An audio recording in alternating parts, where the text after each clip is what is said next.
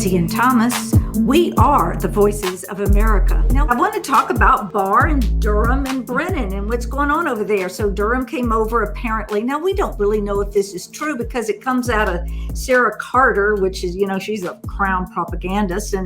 And so you've got her reporting that Nick Shapiro, who is a Brennan spokesperson, said this. So it's so far removed from truth, it's anyone's guess. So that's why I turned to you to ask you, is it true or not?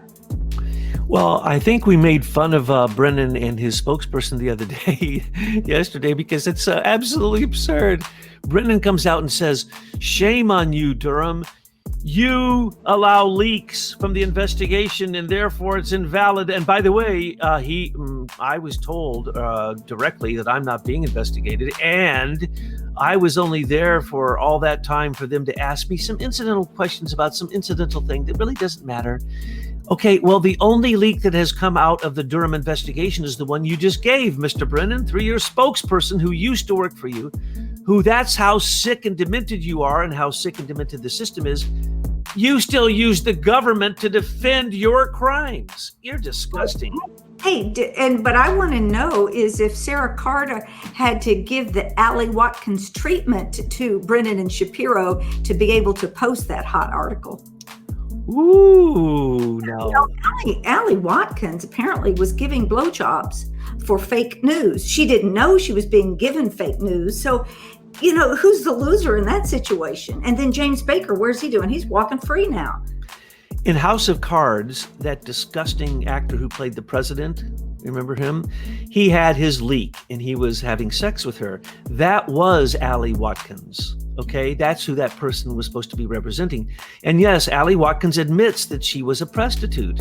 And not just for James Wolfe, but everybody, I guess, because she almost got a Pulitzer Prize for being able to do the research, let us call it the undercover research, that, got her that information. She still has a copy, which the SWAT team should attack her house right now and get the copy that she has, the illegal copy of the FISA court warrant application, which we, the people, have not even seen and is still being guarded. And only one person is going to jail for 6 months for the fake FISA warrant. That's where we really find out that Bill Barr is a traitor. And for people around the world who listen to us, our Attorney General, who followed another traitor, Jeff Sessions, is turning out to be one. We were always willing to watch him do the right thing, but he has not done that. He is a senior executive service operative, so it really isn't surprising that he's protecting the swamp now. And they really think that folks out here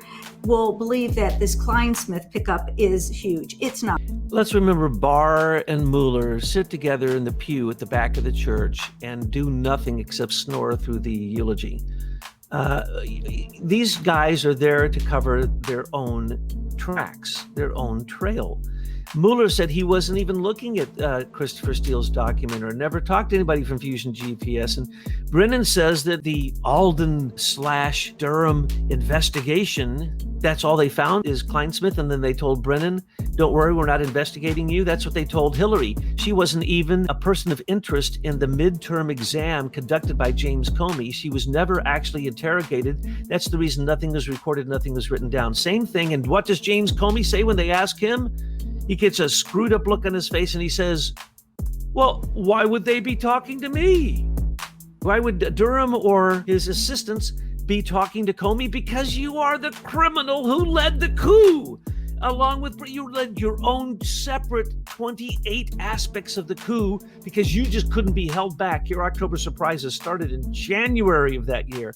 And Brennan, you couldn't help it when you heard Victoria Nuland had some angle on Trump peeing on a whore or a whore peeing on Trump.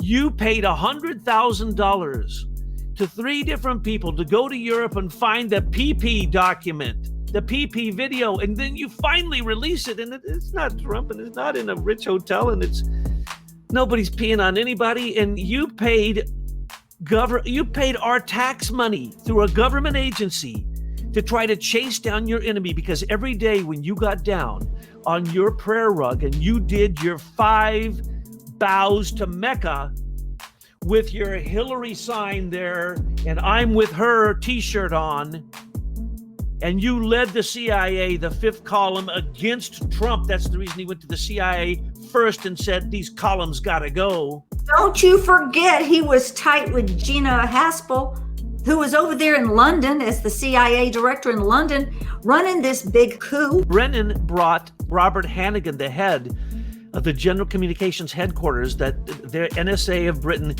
against Admiral Rogers' knowledge, snuck him into NSA and said that the CIA was approving the NSA to spy on Trump by hardwiring a wiretap to Trump Towers after the Franklin furor set up through Slate magazine with the communication between the Russians. That was all Comey. But the Brennan stuff was Crossfire Hurricane. That was using the Brits through Stephen Halper and Dearlove and the whole gang we've told you about, and all the setup of the Cambridge Intelligence Group, and all that they tried to get with Sam Clovis, Carter Page, and Papadopoulos, and anyone else they could get near to. Those very people who did that, some of them ended up on the Mueller Special Counsel investigation. Zainab Ahmad.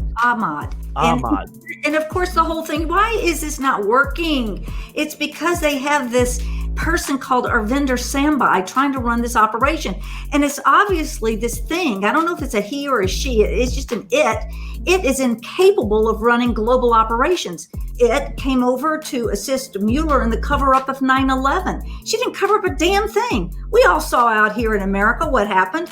We saw that the committee that went to research this thing was filled with political hacks. We saw the money move around the world stage, and we saw the operation in the Middle East was just another banker's war to cover their shorts. Who do they think American people are? We're not stupid people. The only thing that American people haven't had is a channel in order to send their wisdom and truth through the ethers. And thank goodness Michael McKibben stepped up and invented the scalability that we can use here in the internet to get our voices to be heard all over the world. We are the voices of America, and we're telling you in the world who are listening that the coup was run out of Britain. It was run by the Pilgrim Society. They hide at the very top of the pyramid of global control. It's not the Illuminati and all this kind of conspiratorial stuff you hear on the internet, because those are distractions to keep you from actually knowing who the controllers are. We've identified the controllers. We've given you their phone number and their address, and we've shown you how the whole operation works. So I'd like to see on this platform that Trump has for the next 4 years, top of the list needs to be to defund and destroy the senior executive services. Absolutely. Until that is done, we do not have a federal government. We have a takeover from the British. We have a bunch of British loyalists who are all after their own self-aggrandizement and protect each other as the elite of Washington, D.C., who seem to never even be questioned for their overt crimes that we watch them commit. Comey wants to act as if he is immune with impunity. He wants to act as if he's insulted at the thought that someone would insinuate that Durham and Barr might look into his coup against Trump, which he basically has admitted. The IG for the FISA court said that Comey basically committed crimes. He never once ever used FISA properly. He opened up the NSA for everyone to unmask anybody from any of the intelligence groups that are corporate led. 850,000 people have top secret securities in America, and most of them are corporate people working for other countries, especially our enemies. It's like Fusion GPS is used in Venezuela to create propaganda against America. So most of the stuff we're seeing from Venezuela comes from Glenn Simpson and Fusion GPS.